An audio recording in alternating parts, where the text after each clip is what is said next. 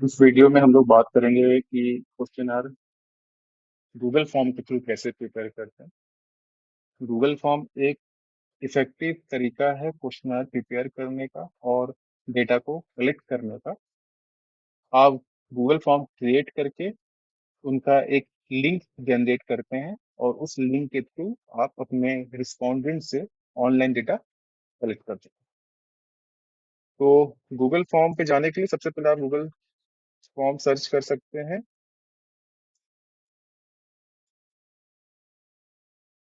जिसमें आपका दूसरा ऑप्शन आएगा गूगल फॉर्म साइन इन।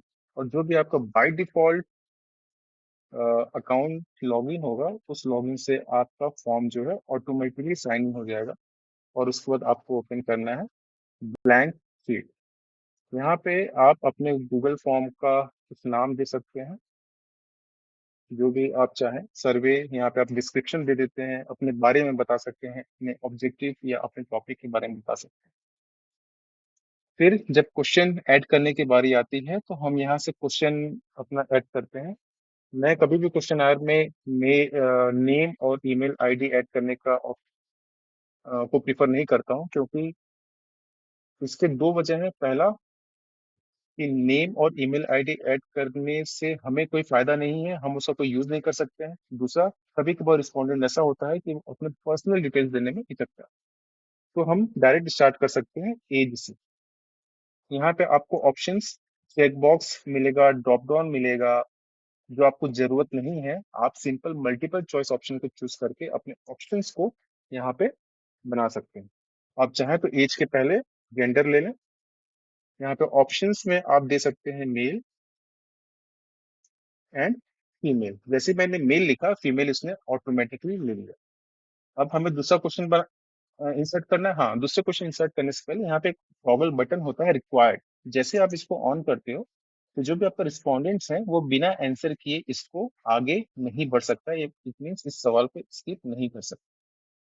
मैं यहाँ पे ऐड अदर ऑप्शन प्रीफर करना नहीं जरूरी समझूंगा। अगर मुझे तीसरा ऑप्शन ऐड करना ही है तो अदर देन मैं मेल और फीमेल की जगह ट्रांसजेंडर इंक्लूड करूंगा, क्योंकि अदर का कोई रिलेवेंस नहीं होता है किसी भी सवाल। तो जरूरी है कि आप हर सवाल में जो भी ऑप्शन दें वो स्पेसिफिक हो।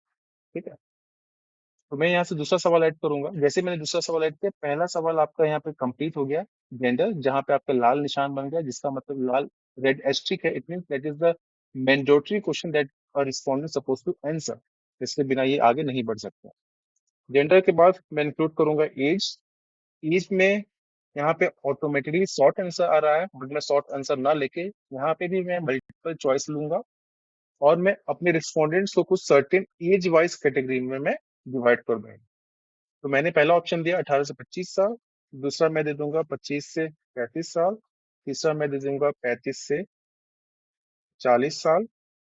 और दूसरा मैं दे सकता हूँ 40 एंड अब। ठीक है। यहाँ पे भी ऐड अदर ऑप्शन है, कोई जरूरत नहीं है यहाँ पे ऑप्शंस को, इस ऑप्शन को ऐड करने की। हम इसको फिक्स रखेंगे चार ऑप्शंस में। और यहाँ पे एक बटन है रिक्वायर्ड, इसको टॉगल करना ना भूलें, जिससे ये क्वेश्चंस आपका मैंडेटरी हो जाएगा और रिस्पॉन्डेंट्स इसको स्किप नहीं कर सकता। फिर मैंने दो डेमोग्राफिक्स ऐड कर लिए, जेंडर एज। अब लेट सपोज हम यहाँ पे कोई क्वेश्चन ऐड करना चाहते हैं on the basis of Likert skill data. कोई ऑब्जेक्टिव वन है,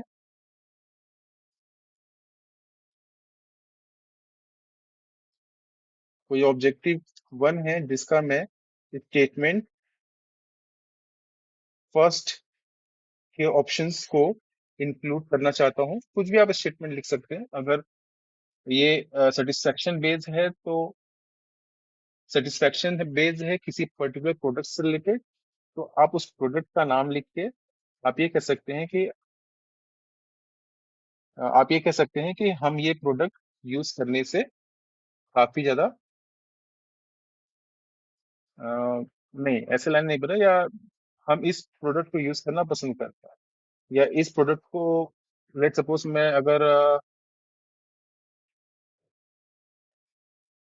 किसी चिप्स की सेटिस्फेक्शन की बात करूं तो उस चिप्स का सेटिस्फेक्शन कुछ सर्टेन पैरामीटर पर डिपेंड करता है, जैसे कि प्राइस, पैकेजिंग, अवेलेबिलिटी तो मैं ये कहूंगा, अगर मैं प्राइस को कैटर करूं, कि इस चिप्स का प्राइस हमारे लिए काफी अफोर्डेबल है। तो इस स्टेटमेंट के बेसिस पे मैं कुछ मल्टीपल चॉइस बनाऊंगा। Starts from strongly dissatisfied,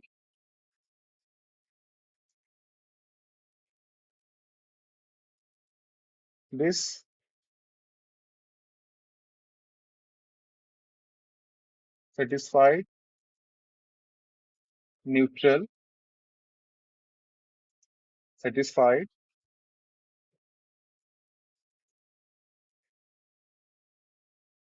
and strongly satisfied।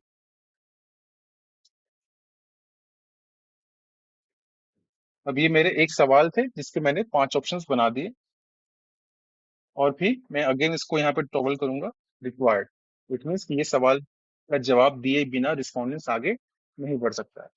अगर कोई और आप सवाल ऐड करना चाहते हैं तो यहीं से आप ऐड करेंगे।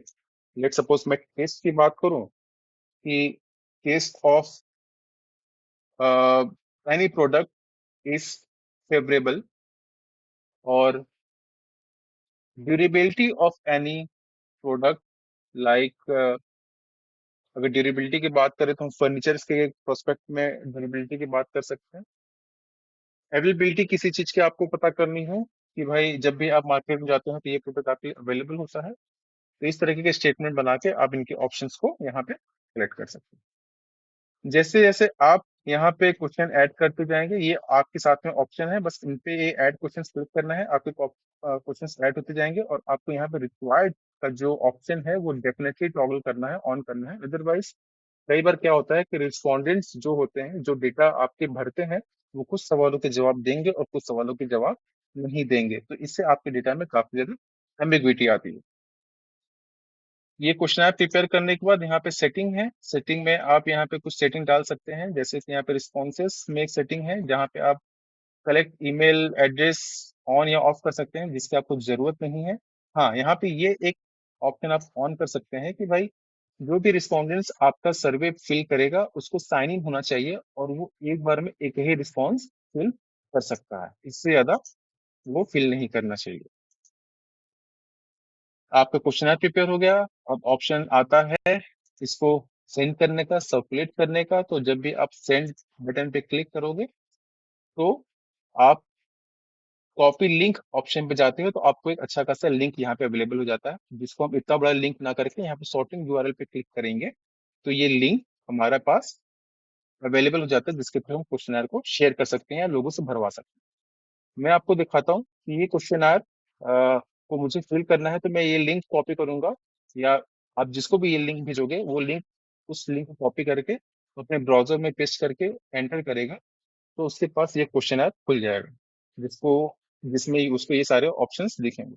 लेट सपोज मैं यहाँ पे जेंडर दे रहा हूँ मेल, एज दे रहा हूँ, ऑब्जेक्टिव वैसे फर्स्ट ऑब्जेक्टिव मैंने सेलेक्ट किया, मतलब फर्स्ट ऑप्शन सेलेक्ट किया और मैंने सबमिट कर दिया। तो सबमिट करने के बाद मेरा रिस्पॉन्स जो है रिकॉर्ड हो गया है। अब आपको रिस्पॉन्स देखना है, तो रिस्पॉन्स आप कैसे देखोगे? जो आपके रिस्पॉन्डेंट्स ने भरा है वो आपको यहाँ पे दिखेगा रिस्पॉन्सेस में, ठीक है। ये आपको उसके अकॉर्डिंगली यहाँ पे चार्ट बनना शुरू हो जाएगा।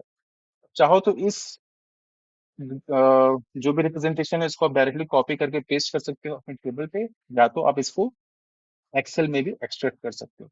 अब एक्सेल में आपको डेटा चाहिए होगा, इसकी जरूरत किस लिए है? इसकी जरूरत है आपको इस एनालिसिस करने के लिए। तो एक्सेल में ये डेटा कैसे मिलेगा? हम यहाँ पे लिंक टू शीट ओपन करते हैं, यहाँ पे क्रिएट अ न्यू स्प्रेडशीट और क्रिएट ऑप्शन। अब हमारा यहाँ पे एक डेटा ओपन हो जाएगा जो एक्सेल के फॉर्म में हमें मिलेगा। टाइम स्टैम्प, जेंडर, एज, और जो भी हमने पहला स्टेटमेंट दिया था जहाँ पे हमने ऑप्शन दिया, ये आपकी गूगल शीट में खुलेगी, तो आप इसको अपने सिस्टम में डाउनलोड कर सकते हो। अब यहाँ से आपका जो रिस्पॉन्स है डाउनलोडेड हो गया है, जिसपे आप अपने एनालिसिस को परफॉर्म कर सकते हो। तो इस वीडियो में मैंने बात किया है कि क्वेश्चन गूगल फॉर्म के थ्रू कैसे प्रिपेयर करते हैं। क्वेश्चन प्रिपेयर करने के टाइम पे हमें किन किन बातों का ख्याल रखना चाहिए। क्वेश्चन से रिस्पॉन्सेज कैसे कलेक्ट करते हैं, और रिस्पॉन्सेज को हम एक्सेल के फॉर्म में कैसे एक्सट्रैक्ट कर सकते हैं, जो फर्दर हमें हेल्प करता है अपने डेटा एनालिसिस। Thank you.